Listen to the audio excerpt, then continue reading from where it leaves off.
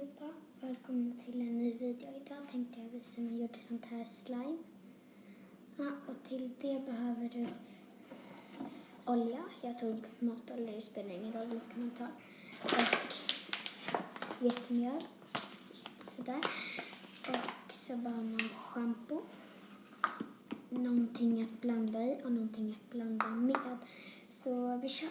Då börjar man att hälla i lite vetemjöl.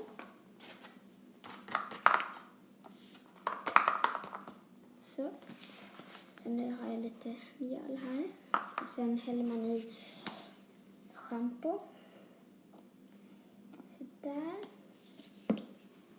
Och ja, man kan ta lite hur mycket man vill och hur lite man vill. Sådär.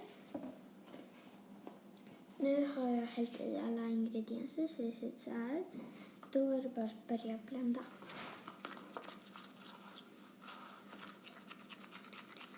Sen så får man känna efter själv hur man vill ha den.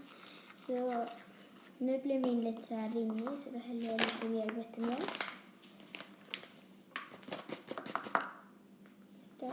Det blir mycket. Sen så häller jag kanske lite mer shampoo. Där. Ja, och man får hälla i lite mer av alla ingredienser och så.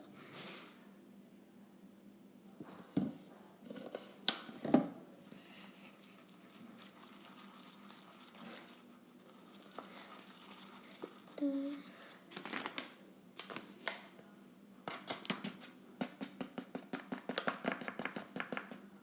Och så behöver man lite karamellfärg. Och det är valfri färg. Man behöver inte direkt ha någon exakt färg. Sen så kan man börja blanda lite så här med händerna. När man tycker att den inte fastnar på fingrarna. Sen är det egentligen bara att... Ja, då var den färdig.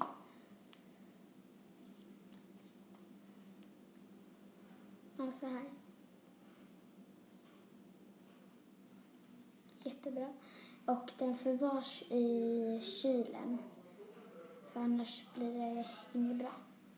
Så ja, hej då. Syns i nästa video.